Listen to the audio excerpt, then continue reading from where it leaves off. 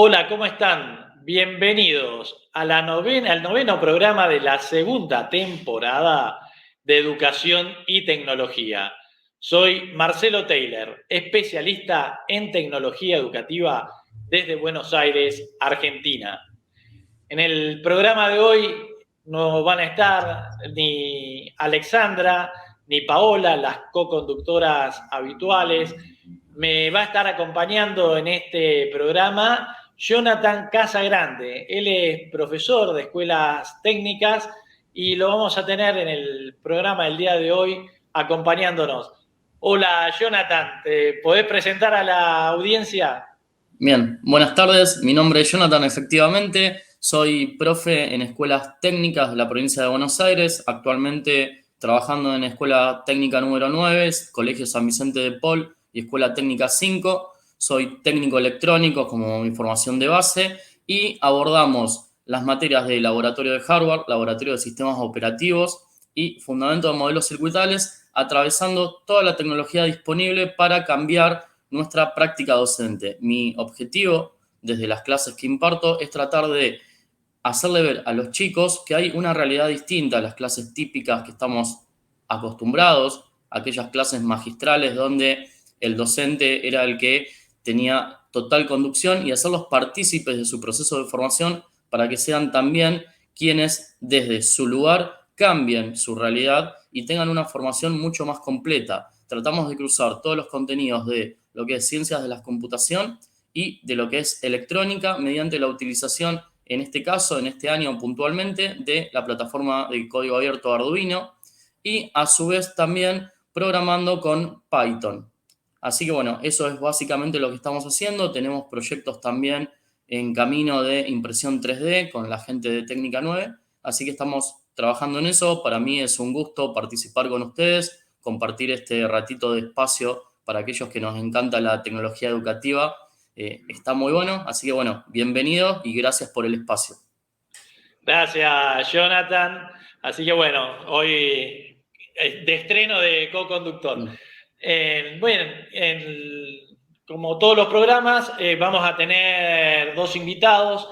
En esta edición nos acompaña Marisa Conde. Ella es directora del máster de videojuegos, de educación y videojuegos en la Universidad Interamericana Internacional de Valencia, donde en este caso en particular vamos a hablar sobre su libro, el cual trata de videojuegos en el aula, si son aliados o son enemigos. Ella va a ser la primera invitada y también nos va a acompañar Hugo Martínez Alvarado. Él es el director pedagógico de Collegium y nos va a estar hablando sobre la transformación digital en la escuela. Si la pandemia fue un efecto positivo o negativo, ¿qué pasó durante la pandemia y qué pasó con la transformación digital hoy en día? Así que bueno, por un lado tenemos los invitados que vamos a estar recibiendo en un ratito. Como no vamos a tener la columna ni de Roxana, ni de Alexandra, ni de Paola, vamos a contestar lo que hacemos habitualmente todos los programas al final. Las consultas de los seguidores las voy a contestar ahora en un ratito al comienzo. Como saben, ustedes pueden hacer llegar todas las consultas que en forma privada se las contestamos en forma detallada. Y acá las mencionamos rápidamente, elegimos todos los programas, dos consultas y las hablamos muy rápidamente. Una de las consultas era qué eran las cámaras documentales, para qué servía, cómo se utilizaban. Bueno, una cámara documental es esto que vemos en esta punta del escritorio. Es una cámara que nos permite absorber, chupar, por así decirlo, elementos que están externamente a la clase que estoy dando en mi pizarra o pantalla táctil, y la cámara me la absorbe, lo pone dentro de la pizarra digital y yo a partir de ahí puedo trabajar sobre ese objeto que lo incorporé a mi pantalla, a mi imagen, a mi pizarra, y voy a poder trabajar y escribir sobre él. Por ejemplo, ya que Jonathan hablaba de Arduino, si estoy trabajando sobre un protoboard y tengo los elementos en ese protoboard conectando, voy a hacer un zoom con la cámara, voy a ampliar el protoboard y voy a mostrar cuál es el circuito. Hay muchísimos tipos de cámaras documentales, como por ejemplo esta que está acá atrás, que es la más conocida porque es la MimioView, la pizarra portátil interactiva. El Mimio es una de las más instaladas porque fue una de las que ganó la licitación, donde se distribuyeron gratuitamente 15.000 pizarras digitales en todas las escuelas de Argentina, donde la mitad eran Mimio y la mitad eran IBIM. Así que la gran mayoría de los docentes conoce lo que es una Mimio Teach. En el caso de la cámara documental de Mimio, que es la que vemos ahí, está dentro del menú de Mimio, entonces yo toco un botón y puedo prender las luces, puedo hacer zoom directamente desde el mismo software de Mimio. En el caso de la que estábamos viendo recién, la Laver, es una cámara documental que es de una marca de terceros. Yo la puedo utilizar en cualquier plataforma. O sea, en cualquier software. La puedo usar con Tommy, con Smart, con cualquiera. Smart tiene de por sí su propia... Smart, para los que no conocen, es una marca, quizás la marca más vieja que hay en pizarrones digitales y pantallas táctiles en la Argentina. Más conocido el Smartboard 680, que estuvo en muchos colegios, tiene su propia cámara documental también, ¿no? Es de la marca Smart. A ver, como decíamos, es genérica y bueno, es una marca de terceros que puede ir con cualquier pizarra. La otra pregunta, que es porque habíamos hablado en uno de los programas ya de los distintos tipos de pantallas y pizarras digitales, y hablamos de pantallas táctiles, como la que tengo atrás, y hablamos de estructuras táctiles. Y eso generó mucho ruido porque es sobre lo que más consulta venimos recibiendo de hace bastante. La ventaja de la estructura táctil es que yo acá, por ejemplo, escribo sobre ese LCD, que es un LCD cualquiera, el que tengo en mi casa, el que ya tengo en la escuela, y le monto una estructura. Esto se monta, yo acá puedo trazar, me voy con el dedo, acá veo los programas emitidos de educación y tecnología, quiero cortar alguno, lo corto y decido llevarlo a mi pizarrón y lo tengo acá en mi pizarrón, todo táctil, o uso una pizarra, un lápiz, lo que sea, ¿no? Cambio el color si quiero, bueno, todo lo que ya vimos en otros casos. El tema es que esto, ¿por qué decimos estructura táctil? Porque esto se lo saco y se lo pongo. Entonces yo tengo, y ya acá escribo, listo, más simple que esto se enchufa por USB, así que eso es una estructura táctil que me permite convertir en forma tremendamente económica, porque vale el 10% de lo que vale una pantalla táctil, el táctil, un LCD que ya tengo en la escuela, adentro de eso está, digamos, armado con esta suerte de sensores infrarrojos, emisores y receptores. Y así se forman esas estructuras táctiles. Así que, bien, eso es para responder. Eso es una estructura táctil. Se lo coloco a cualquier LCD y lo convierto en táctil por el 10% o menos incluso de lo que vale una pantalla táctil como la que vemos atrás a mis espaldas, ¿no? Entonces, bueno, las escuelas que ya no quieren tener la sombra ni el problema de los proyectores, pasan a tener este tipo de soluciones en pantallas táctiles, ya sea las que vienen totalmente armadas como la que vemos atrás, que vienen así desde China, o convertir un LCD que tienen en la escuela en táctil, o comprar uno nuevo y convertirlo en táctil por muy poca plata. Así que bueno, contestado rápidamente y vamos a dar paso ya a nuestra primera invitada, Marisa Conde, que nos va a hablar sobre su libro y sobre el tema en particular, sobre los videojuegos en el aula, enemigos o aliados. Hola Marisa, ¿cómo estás? Hola, ¿qué tal? Buenas tardes. Bueno, muchas gracias Marcelo por invitarme a este programa y un gusto, Jonathan, conocerte. Así que, bueno, sí, en realidad los videojuegos y los juegos en general a medida que vamos creciendo, es como que pareciera que, digamos, no es serio jugar, ¿no?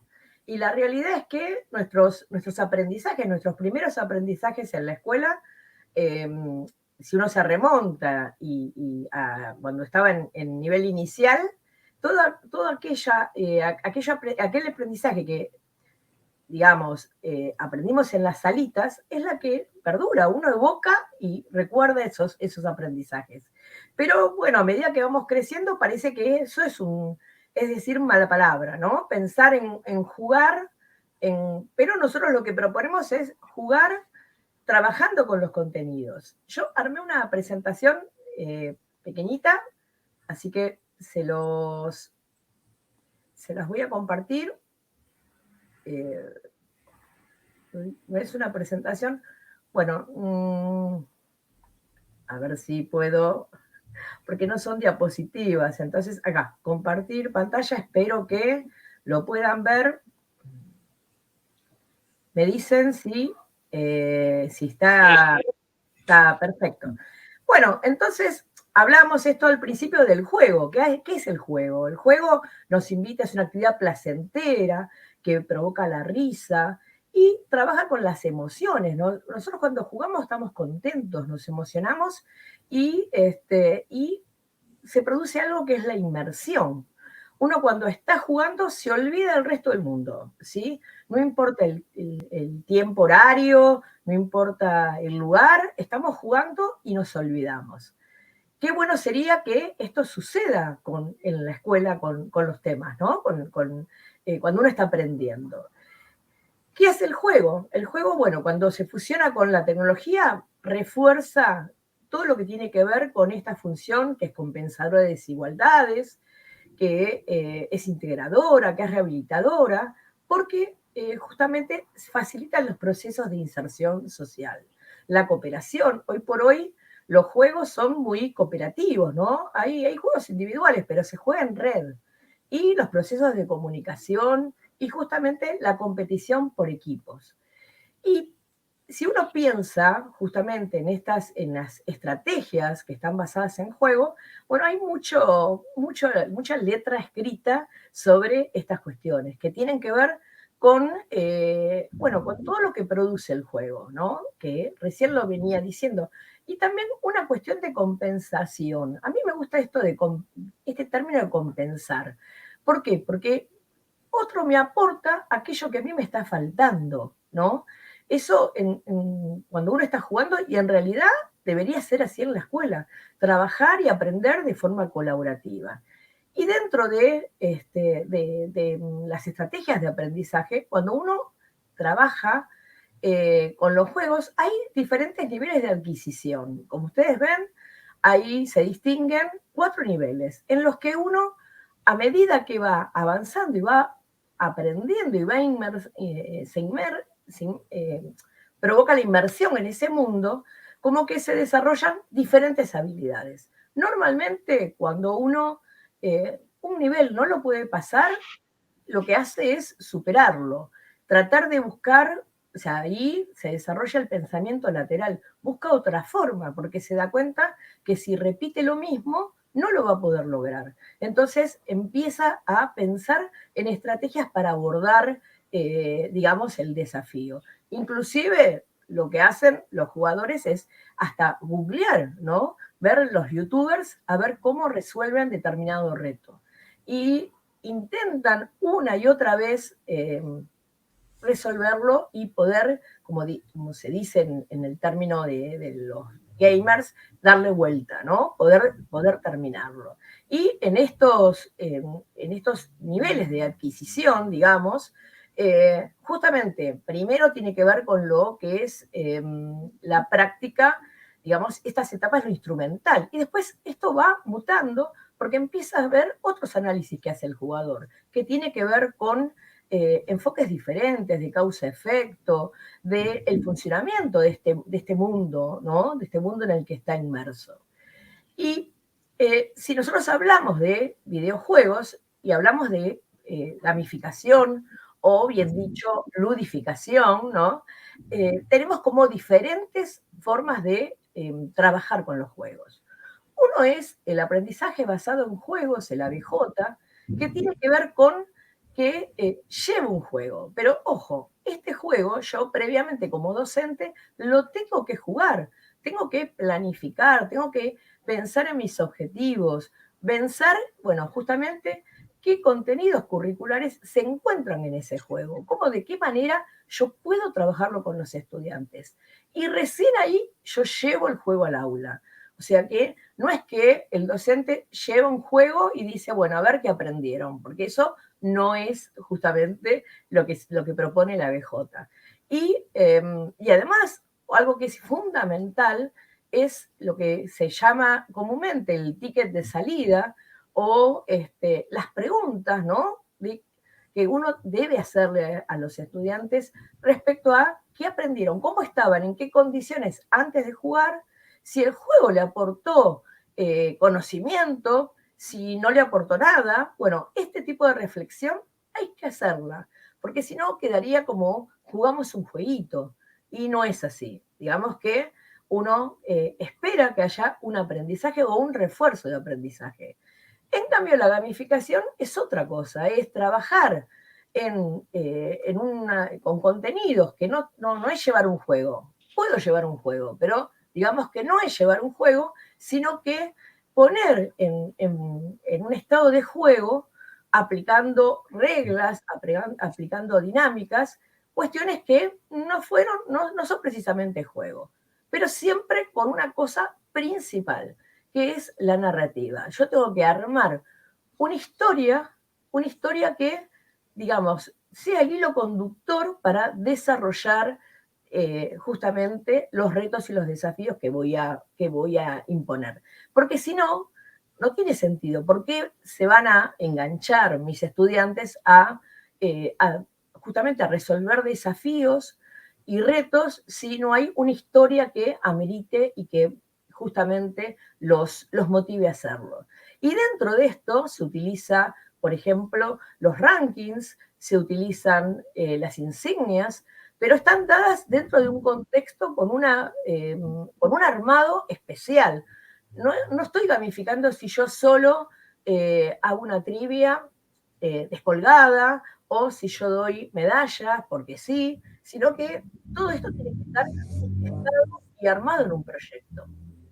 Otra cosa que es interesante de los juegos y que no todos, a veces uno se fija en las horas que juegan los chicos y los adolescentes, pero no se dan cuenta o no saben a qué juegan, qué tipo de juegos. Bueno, los juegos normalmente, tanto online como los que se puedan comprar para las consolas, responden a dos tipos, hay muchas clasificaciones, pero las más comunes son las normas PEGI, que dominan lo que tiene que ver con el mercado europeo, y las normas SRB, que tienen que ver con el mercado americano. ¿Qué es lo que hacen estas imágenes que ustedes ven, estos logos? Antes de que yo me ponga a jugar, me van diciendo sobre qué tratan. Es decir, que me dicen, por ejemplo, para qué edad puede ser y qué tipo de contenido. Si hay, por ejemplo, lenguaje inapropiado, si hay uso de drogas, si hay cuestiones de violencia, de sexismo. Bueno, todo esto, los videojuegos traen estas etiquetas para guiar el usuario, pero más que nada a las familias, ¿no? Y si uno lo lleva a la escuela, justamente a los docentes. Y los videojuegos, nosotros hay muchísimos, pero digamos que más me enfoco en lo que tiene que ver con lo que se llama los serious games, que son juegos que pueden ser o simuladores, que se utilizan en diferentes áreas que, como ustedes ven, cada vez hay más, ¿no? Áreas de aplicación de los videojuegos, que tienen que ver, hoy día, los desarrollos se realizan con realidad aumentada. Inclusive en lo que tiene que ver con recursos humanos, por ejemplo, hay empresas que directamente, más allá de tomar una entrevista y demás, reúnen candidatos y los ponen a jugar un videojuego. para ver justamente, primero, el idioma, cómo se manejan con el idioma, porque es en tiempo real. Ya en una entrevista yo me puedo aprender, no sé, 50, 60 preguntas y responderlas de memoria.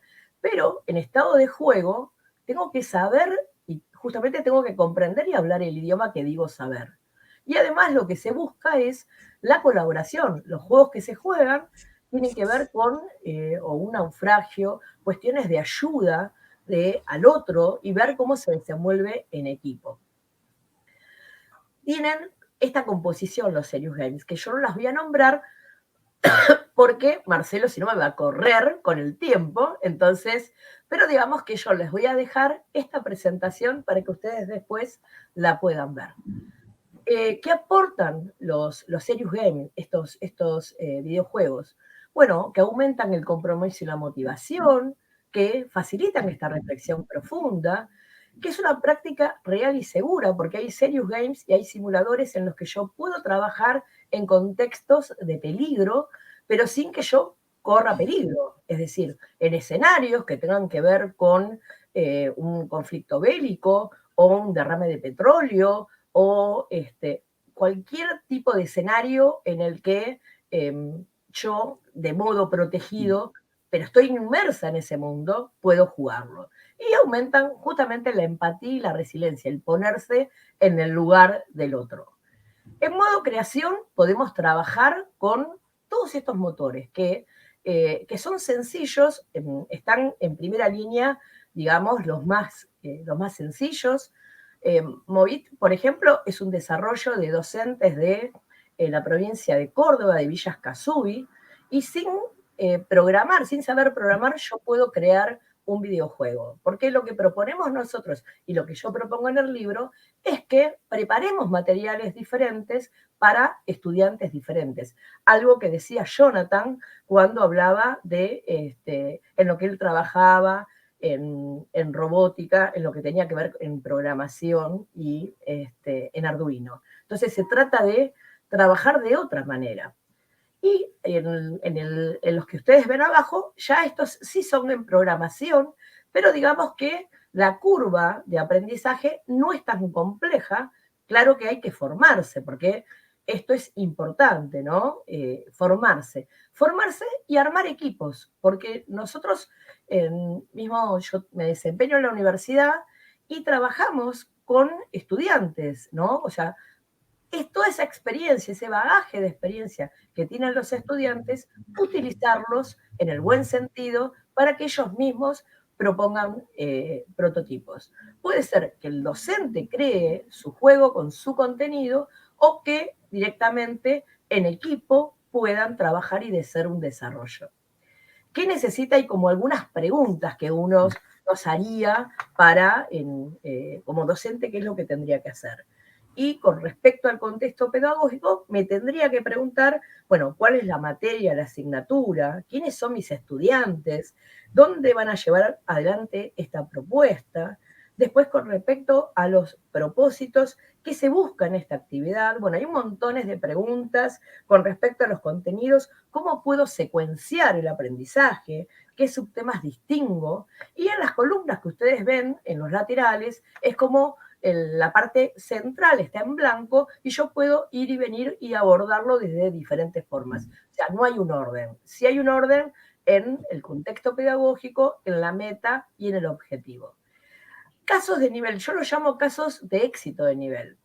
Este juego que ustedes ven acá, Ingenieros por un Día, es un desarrollo que hicieron en FIUBA, en la Facultad de Ingeniería de la UBA, junto con estudiantes de la UNPAS. Yo no participé en el desarrollo de este juego, digamos, pero lo hicieron, sí, colegas míos, estudiantes míos, que lo que hicieron es, justamente para orientación vocacional, un videojuego en el que muestran y transitan a partir del juego las diferentes ingenierías, conocer las ingenierías, porque es una de las carreras que más necesita el país, que haya estudiantes, tanto hombres como y mucho más mujeres. Esta que ustedes ven, licenciatura en instrumentación quirúrgica, fue un desarrollo que se hizo con estudiantes, acá como ustedes ven, con equipos de trabajo, para justamente para hacer este desarrollo que tiene que ver con la preparación del instrumentador quirúrgico en tanto este juego tiene un modo juego y un modo aprendizaje. Y cruzado también con otra de las carreras de la universidad, que es la licenciatura en gestión de gobierno, que también fue desarrollado con un equipo, como ustedes ven, muy extenso, y que lo que propuso es trabajar con juegos de escape, algo que yo trabajo hace muchos años, pero con contenidos justamente curriculares, con contenidos de esta materia. Y les aclaro que esto fue todo un desafío porque trabajamos con justamente las contenidistas, las que dieron lo que es el núcleo duro, ¿no? El contenido, son abogadas y que, bueno, cuesta un montón una materia que es tan, digamos, que está estructurada, trabajarla en este sentido. Una más, este es otro caso de éxito de la UTN, de trabajar con el desarrollo. Esto ya no se enseña videojuegos, pero sí a través de la programación fue una experiencia de aplicar los contenidos curriculares en desarrollos de juegos, ¿no? Esto en equipos también, por parte de estudiantes que cursan la carrera en este caso, de programación 2. También se hizo en robótica este tipo de desarrollo que tenía que ver con lo lúdico, pero aplicando los contenidos, los conceptos epistemológicos de estas materias. Por último, hay una cuestión que a veces se confunde, que tiene que ver con lo que es la evaluación lúdica. A veces uno piensa que hice un juego, y hice un Kahoot, y lo que hice fue gamificar, y no es tan así.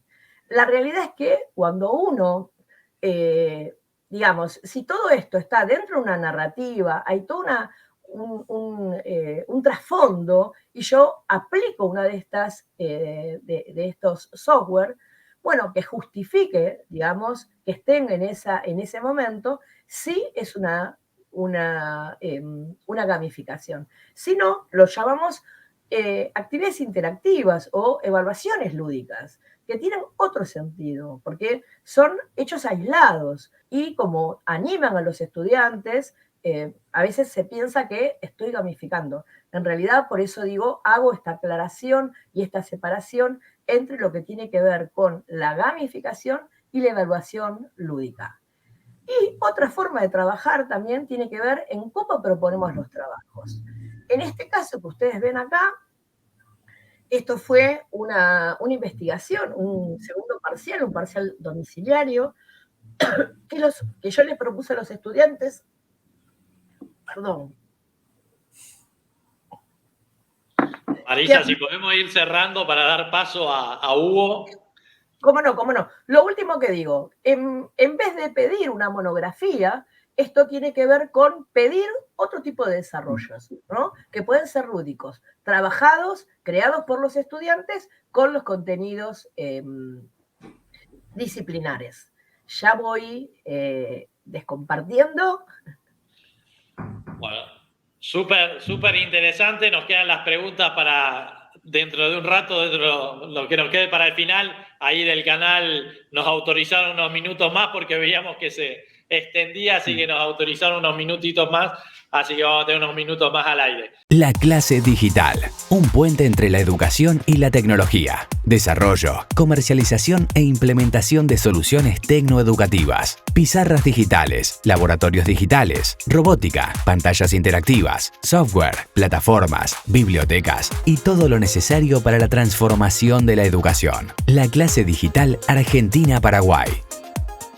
Le vamos a dar paso ahora a Hugo, que decíamos que era director pedagógico de Collegium, y nos va a estar hablando de todo lo que se vivió en la pandemia, la transformación digital en la escuela y cómo son los resultados de este proceso, qué pasó, qué quedó, qué es lo que estamos viviendo y lo que se viene. Así que con nosotros Hugo Martínez Alvarado. Bienvenido. Hola, Hugo. Hola, Marcelo. Mucho gusto saludarte. Hola, Marisa. Hola, Jonathan. Un gran abrazo desde un helado Santiago de invierno, acá viviendo intensamente detrás al otro lado de la cordillera, donde están ustedes, que imagino que también están pasando frío, al menos así Así sabemos con es. algunos colegas que están en Buenos Aires. Ha sido un año helado. Pero no es extraño porque nos ha tocado vivir años diferentes todo este tiempo y de eso queríamos conversar, queríamos compartir nuestra experiencia, básicamente porque entendemos que hemos vivido un proceso muy intenso de incorporación de tecnología en la escuela a propósito de la pandemia. Yo creo que con Marisa, Jonathan y Marcelo vamos a coincidir en que llevamos muchos años empujando que la tecnología entre a la escuela para transformar procesos pedagógicos de fondo. Muchos años. Me ha tocado participar en varios programas de política pública, en iniciativas de distinto tipo. En colegio llevamos 21 años empujando, bregando, y de repente en 2 años pasó todo. En 2 años, toda la tecnología que nos había costado por la resistencia cultural, por la cultura docente, por el miedo al cambio, por la dificultad para salir de la zona de confort, en 2 años explotó. Nosotros vivimos intensamente este periodo aportando servicios a plataformas de comunicaciones. Es increíble lo que pasó, por ejemplo, en educación inicial. Nunca habíamos tenido tantas comunicaciones. Nosotros tenemos una plataforma que se llama Pencil, que regula comunicaciones escolares, y el crecimiento y la intensidad del uso fue algo sorprendente. Entonces, la reflexión que hacemos hoy día es si esta transformación es real o una transformación de emergencia o es una transformación que se vincula a ciertos hitos que después van a desaparecer. Y yo diría, tratando de responder esta pregunta, que pensamos que es una pregunta que cada comunidad escolar tiene que responderse porque no hay una escuela, un colegio igual a otro, las respuestas tienen que ver con que no necesariamente la transformación digital tiene que ver con cuánta tecnología pusimos en el aula o en las plataformas, sino que en la valorización que hoy día vivimos del rol de la escuela y de lo que llamamos aula. Esta aula tan criticada, tan cuestionada por su forma de desempeñarse, como esta escuela tradicional que en su muro no vive fuera del siglo XXI, vive del siglo XIX. Estas metáforas que recurrentemente escuchamos respecto a que si viajamos en el tiempo, la sala de clase era igual que hace 200 años atrás, quedó superado completamente, porque la escuela se adaptó de una forma radical para mantenerse viva, pero no por querer mantenerse viva, sino que por querer vincularse a lo que los estudiantes desempeñaban y realizaban en su hogar, y por mantener el espacio educativo abierto y el espacio educativo ojalá eficiente, para mantener el vínculo, para mantener la sensación de comunidad en tiempos de adversidad y en tiempos de mucha incertidumbre. Este vínculo fue fundamental. Nosotros tenemos tenemos una escuela que acompañamos durante mucho tiempo en que los profesores se transformaron en youtubers, y que una maestra que iba a jubilar tomó su libro de cuentos infantiles y todos los días a las 10 de la mañana leía cuentos infantiles a los alumnos por YouTube, porque esa era su misión. No conocía YouTube. La profesora se había negado a usar tecnología, pero fue capaz de hacerlo. Pero también conocemos transformaciones más radicales, como una escuela en que primero se dio cuenta que los niños no tenían bancos ni sillas adecuadas para trabajar en sus casas. Mandó los bancos y las sillas, mandó los computadores, mandó la biblioteca, desarmó la escuela, porque la escuela estaba en el hogar, no estaba físicamente en el espacio que llamamos espacio escolar tradicional, y eso significó que también se desarmaran ciertas formas pedagógicas. Entonces, por ejemplo, una transformación radical que hicieron es que en ciertas evaluaciones de proceso, al calificar el trabajo escolar, un porcentaje de la nota la ponía la familia, porque la familia había participado directamente en el proceso de aprendizaje.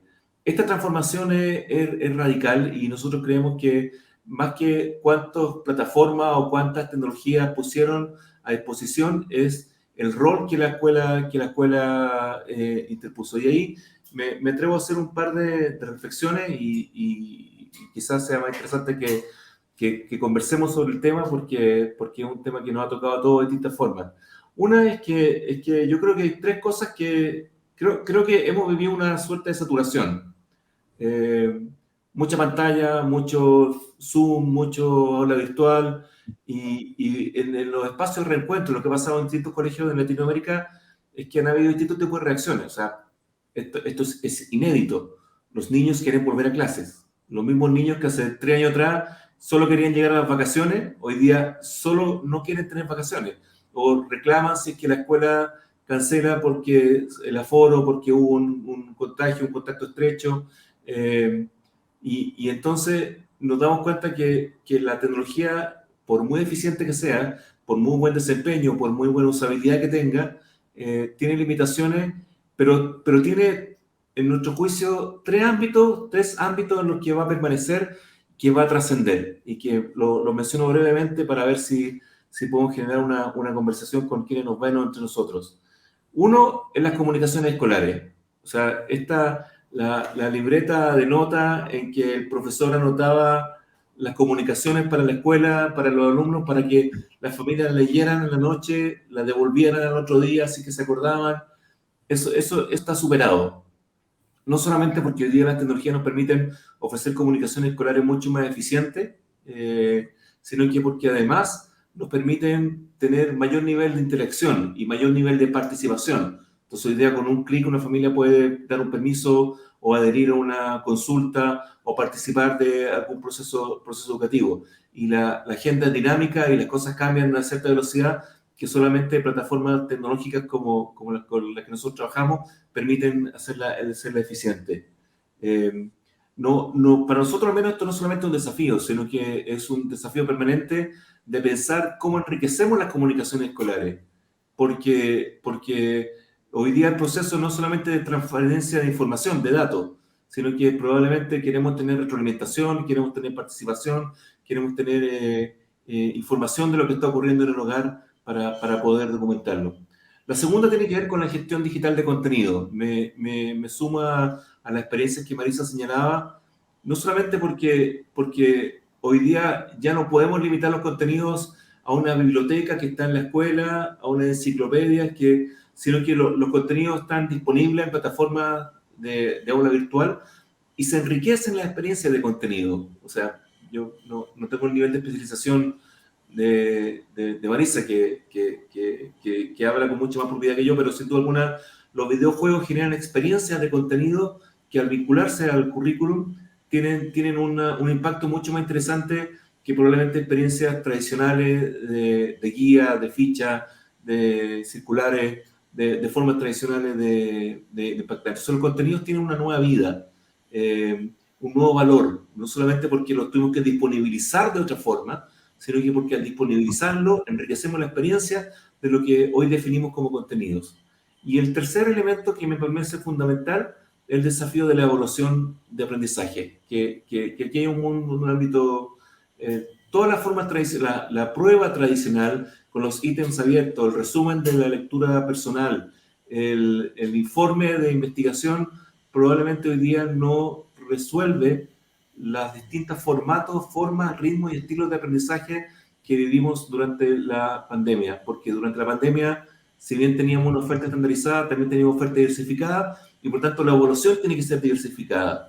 Nosotros hemos apoyado llevamos casi 200.000 alumnos evaluados con un sistema de inteligencia artificial que permite reconocer los flujos y adaptarse a los aprendizajes de los alumnos, lo que permite tener información mucho más precisa para recuperar la evaluación, no como un método de certificación, sino como un método de aprendizaje.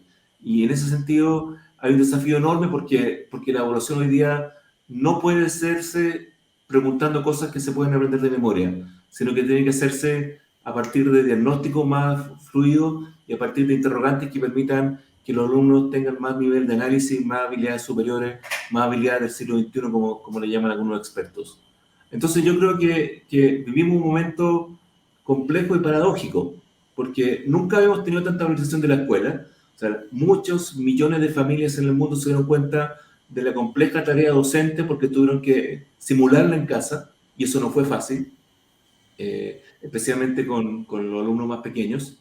Sin embargo, también tenemos un déficit de aprendizaje. Esta semana el Banco Mundial con la UNESCO y la UNICEF publicó un estudio que habla de 10 años de retroceso respecto a niveles de aprendizaje. Entonces tenemos una escuela empoderada con una herramienta, con valorización social que no teníamos hace muchos años, pero con el enorme desafío de hacerse cargo de un costo de aprendizaje, de gestión y de comunicación en que tenemos que mirar quienes somos fanáticos de la tecnología y que creemos su valor, tenemos que mirarla como un recurso, como un aporte fundamental en este momento que es de tremendo desafío para el sistema escolar.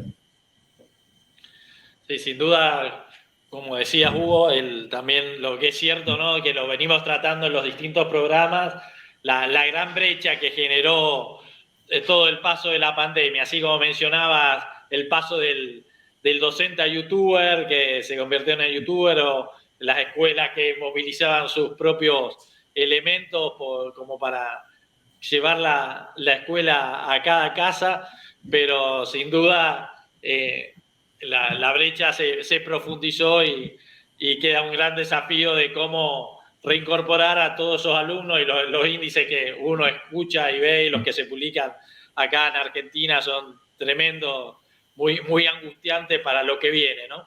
Pero hablando del último punto que abordabas y que también seguramente Marisa coincida, una de las ventajas de la digitalización es el permitir la trazabilidad de lo que hace el alumno. Ahí cortamos con el tema de la brecha, pues bueno, habrá aquellos que pueden seguir apalancándose en la digitalización y los que no, Pero aquella escuela, aquella educación que está inmersa en la digitalización, el hecho de usar plataformas, de usar gamificación, permite sin duda ayudar al docente en un tema muy importante como es la generación de los resultados y el seguimiento de los niveles de aprendizaje y niveles de captación del conocimiento, ¿no? En ese sentido, ¿qué nos podés decir, Hugo, sobre Collegium y la trazabilidad? Y después me gustaría que comentaras algo también, Marisa, sobre los juegos, que ahí vi que no tenés la plataforma Tommy Digital como plataforma de gamificación. Ahí mal, después te vamos a pasar una plataforma de Tommy, pero como plataforma de gamificación en la educación. Pero bueno, Hugo, ¿qué nos dirías sobre la trazabilidad y cómo se generan los informes, los reportes en Collegium una vez que uno sumó la digitalización en el proceso? Te agradezco la pregunta, Marcelo. La complejidad tiene que ver con que en educación tenemos mucho dato y poca información.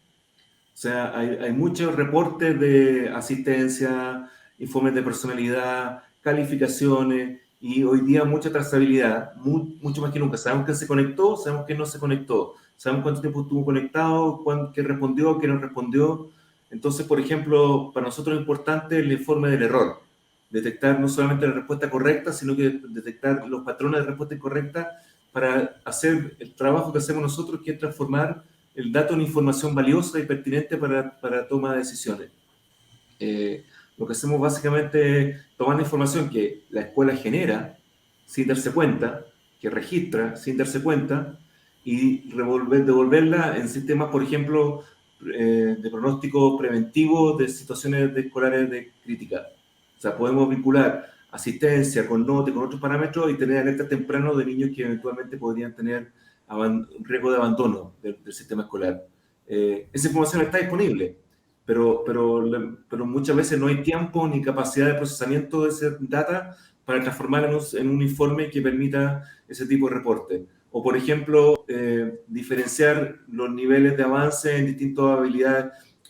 Una de las grandes crisis que tenemos en Latinoamérica, de los datos que tú mencionabas, Marcelo, es la comprensión lectora. Los niños no comprenden los textos que leen, no infieren, y la pregunta es, ¿qué habilidad específica es la que está infiriendo, cosa que es muy difícil de evaluar? ¿Qué habilidad específica es la que está fallando? ¿Es conocimiento del alfabeto? ¿Es vocabulario? ¿Es conciencia fonológica? Es, en fin, perdonen que es mi área de especialidad, por eso me detengo un poco más en eso.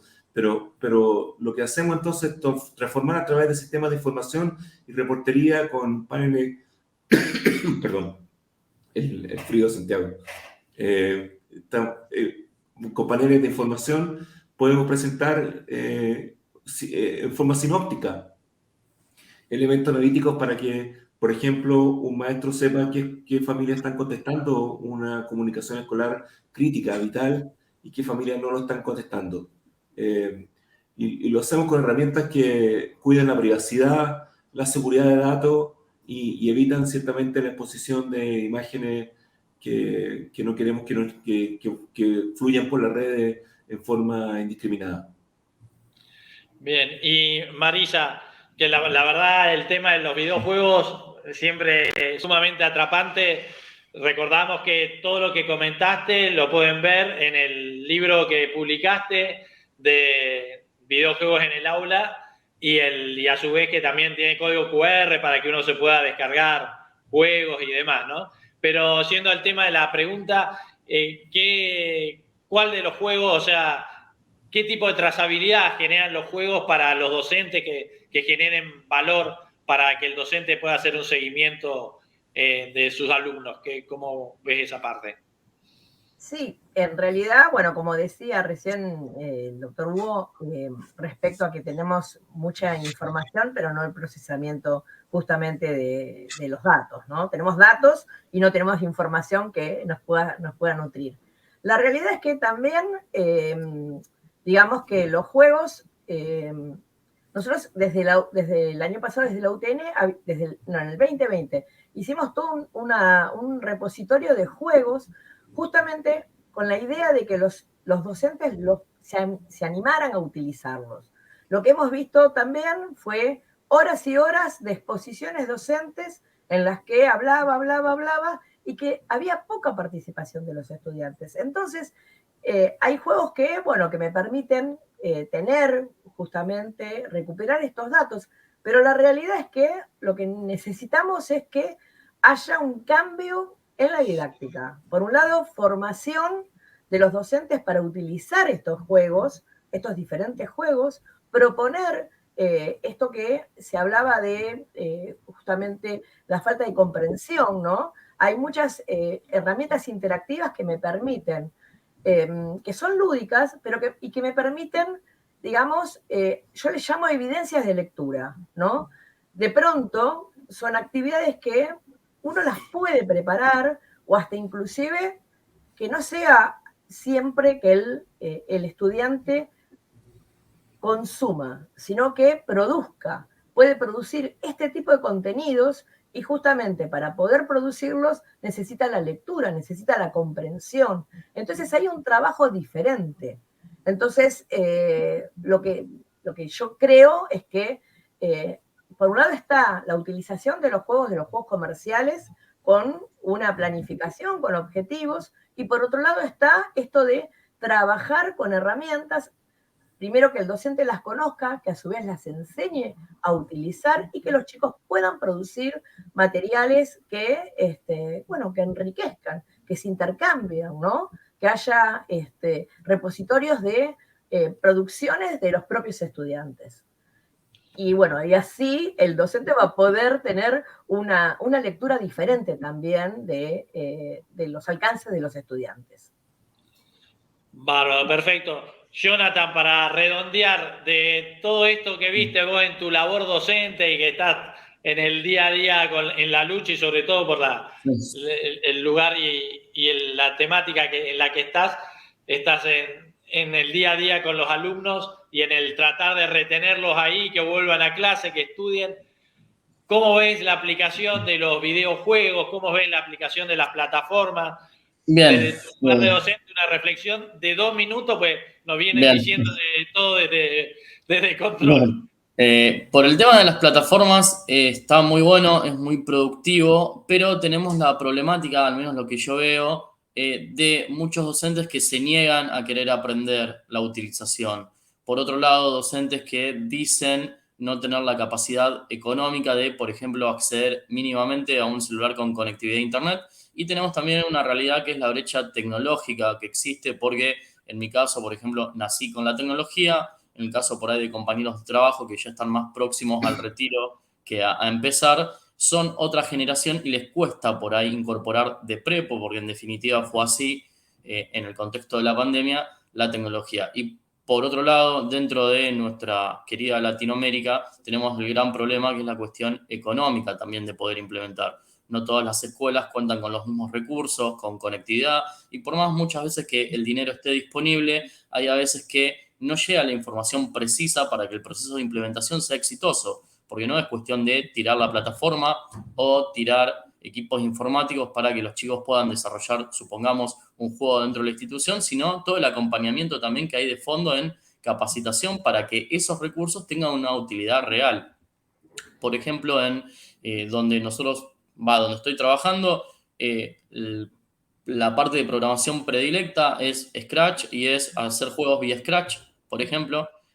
Los chicos se prenden y les gusta un montón, y en cuanto a lo que es uso de plataforma, Classroom por sobre todas las cosas, y es como si no usas Classroom estás fuera. Y hay un montón de otras plataformas también, pagas, no pagas, con más funcionalidad o menos funcionalidad que permiten. El tema ahora es salir por ahí un poquito de esa cuestión de la virtualidad, porque en cuanto a lo que es comunicación escolar, hay muchos padres que al día de hoy siguen insistiendo todo el día la comunicación y no entienden que hay momentos donde el docente tiene que planificar la clase para que al día siguiente su hijo o su hija tenga una clase de calidad y que no sea una improvisación y nada más. No obstante, muchas veces la improvisación lleva a muy buenos resultados también. Porque, por ejemplo, en mi caso yo trabajo con Arduino en gran parte de las clases, llevo un proyecto y por ahí del proyecto inicial terminamos haciendo otra cosa distinta, pero mucho más nutritiva de lo que yo había propuesto inicialmente, porque los chicos van entendiendo, me van guiando hacia otro lado y yo dejo que hagan. Porque yo siempre les digo, yo acá soy la guía de ustedes, pero los dueños del proceso son ustedes. Y a donde ustedes quieran llegar, vamos a poder llegar. Entonces, abrir ese juego.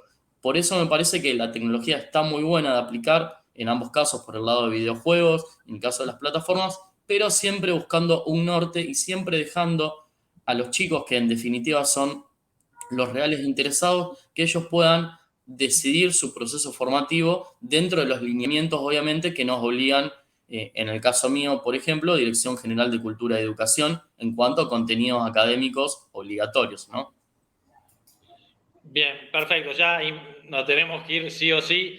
Van a quedar un montón de cosas para conversar, pero los vamos a poner cuando se suba, ya saben, la audiencia que puede entrar por Educación y Tecnología, donde dice programa ciclo 2022, están todos los programas que se fueron emitiendo en el 2022 y donde dice 2021, el 2021, y ahí vamos a poner los accesos a todo lo que habló Marisa y a su plataforma también, queda Geniateca, ¿no?